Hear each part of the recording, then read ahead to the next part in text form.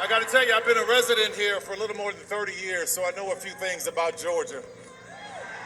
What I want to share with you today is that this is where I found the American dream for myself.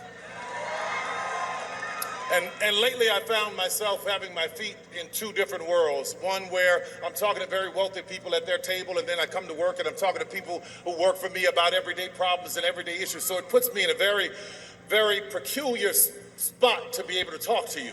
And I'm grateful for that, having my feet in both those worlds, because I still remember what it was like to stand at the Winn-Dixie on Buford Highway and have $20 and try to figure out, how do I make this meal work for the week? I know what it's like to have my landlord knocking at the door and I'm in the bed hiding because I don't want him to knock on the door because I know he has an eviction notice. I know what it's like to be homeless here in Georgia. I know what it's like to have to scrape up enough money to get to stay at a pay-by-the-week hotel off of Buford Highway. I know what it's like. I know what it's like to sleep in my car wrapped in my grandmother's quilt because I had no place to go. I know what it's like to come from work and walk outside and realize that my car has been repossessed. So make no mistake, I know and I remember how hard it is, and I remember the struggle, and I also know, hear me, how expensive it is to be poor. But I also believed in an American dream. And when I was coming here to Georgia, I was looking for inspiration, and there was this show called Lifestyles of the Rich and Famous. And there was a man on there that I really admired, I looked up to. He had a helicopter, and his name was on hotels all over the place. He was, hold on just a second, let me get through this so you hear what I'm saying. Young black men admired him because his name was in rap lyrics. So when I first started making a little money, the first thing I did was checked into the Trump Hotel because I wanted to feel that specialness. But then I started to do my research. Research is important. Truth is important. Facts are important. I found out about a discrimination lawsuit against he and his father because they didn't want people like me in their building. I found out about him taking a full-page ad out on young black men in the New York Times. I found out about the birther lie. We all heard it, saying that Barack Obama was not born in this country. There are undertones there and there are echoes there that we all had to pay attention to. So I watched him when he won the presidency. I watched him say that there were good people on both sides when neo-Nazis were screaming, "Jews will not replace us." I watched him from the Central Park 5 to Project 2025. And what I realized is that in this Donald Trump America, there is no dream that looks like me. We want a president who believes that this American dream is for everyone. And that president is Kamala Harris.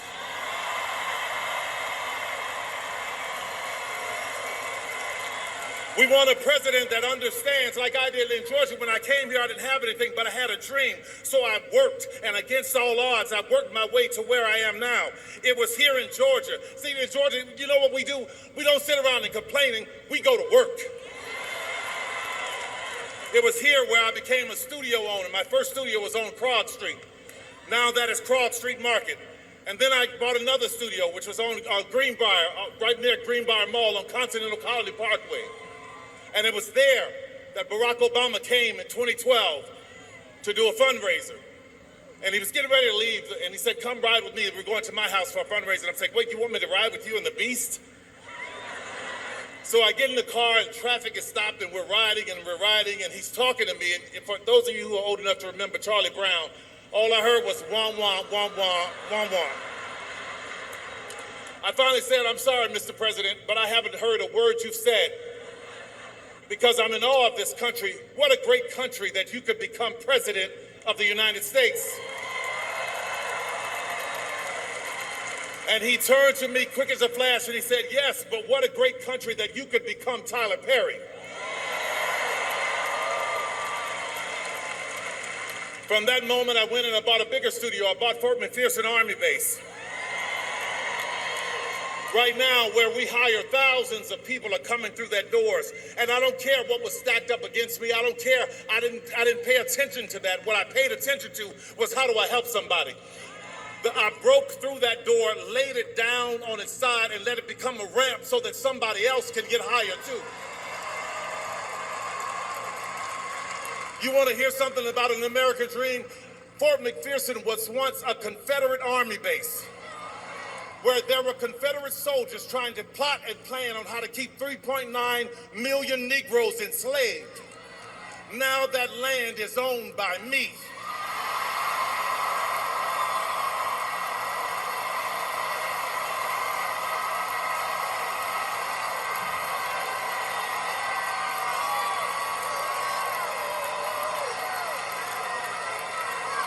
Let's talk about an American dream.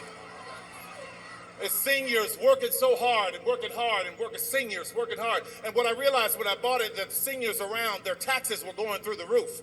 So what I did was, I was like, no, you're not gonna come here and take these seniors' houses. I paid everybody's taxes up for years so that they can keep their houses.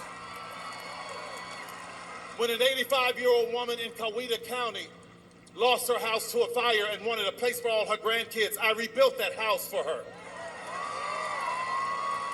Most recently, I saw in the AJC a story where there was a woman who hired this contractor, and he gutted her house and left her there with nothing. She was living in a house with no plumbing and no walls for years. I rebuilt that house for her. Why am I telling you this? I'm not telling you this to be bragging. What I'm telling you about it is, what I want you to understand is I have compassion for our seniors. So when a candidate says that we have lowered the cost of insulin to $35 for seniors, that candidate has my vote. I put many kids through college, and recently there was a woman who was murdered by her husband, and she had 3 kids that were college age. I put all those kids through college. So when I hear a candidate say, we are going to do what we can to reduce student loan debt, that is a candidate that I can stand with. I stand with a candidate who has an American dream for everyone. She stands with us. And she has an American dream for our children. And let me tell you something about the children. I don't know if you remember, but her DNC speech was great, right? But there's a moment that you may have missed.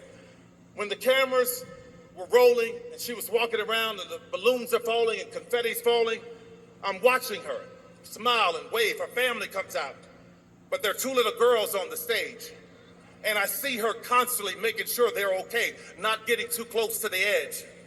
That's what you want. See, the little things will tell you about the heart of a person.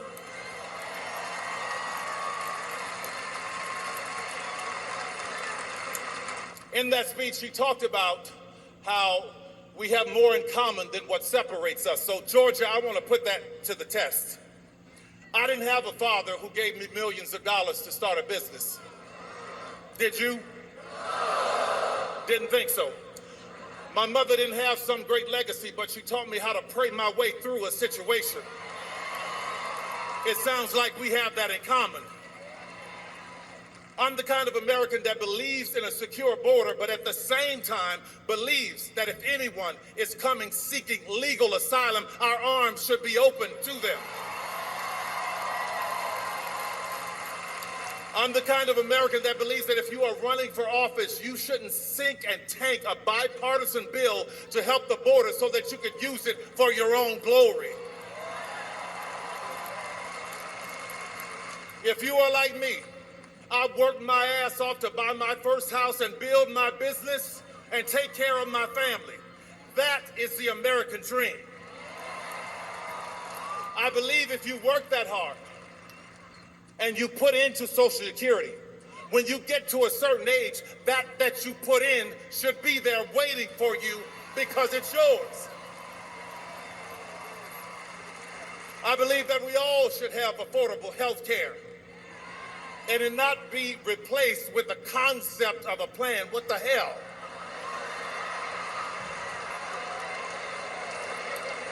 I'm the kind of American that believes that no matter what your party, we ought to be able to sit down and have civil conversation so that we can work toward a solution, the same as I do with our governor, Brian Kemp. I'm the kind of man that believes, I'm the kind of man that believes that the government nor a man should be telling a woman what she can and cannot do with her body.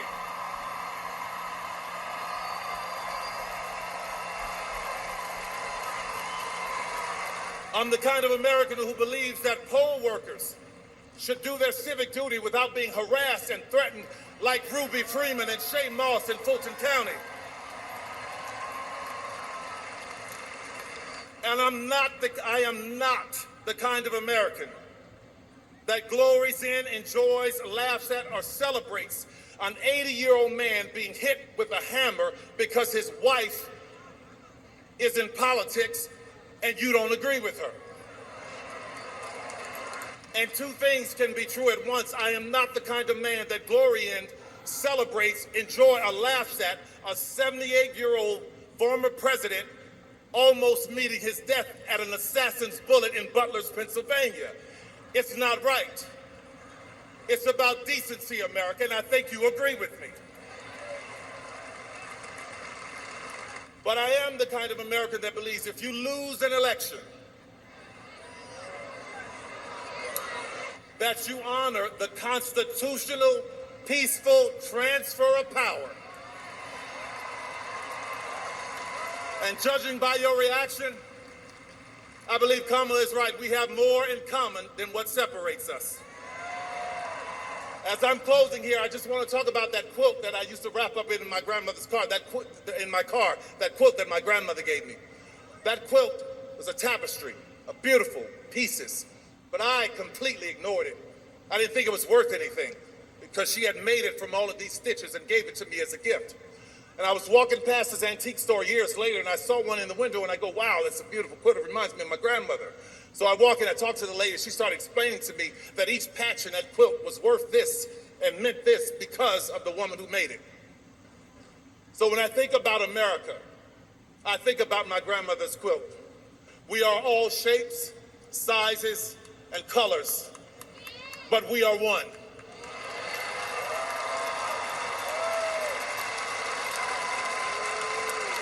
And it was so important for me to stand with a candidate who understands that we as America, we are equipped. And I could never stand with a candidate who wants America to be a sheet.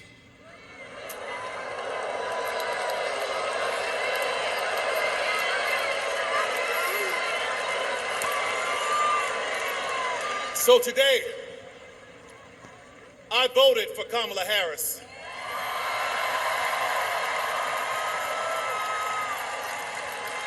And Georgia, it was only about 11,400 votes that separated Trump and Biden. So every vote counts.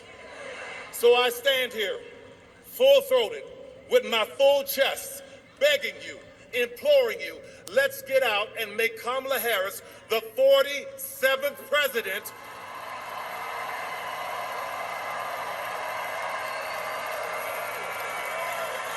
of the United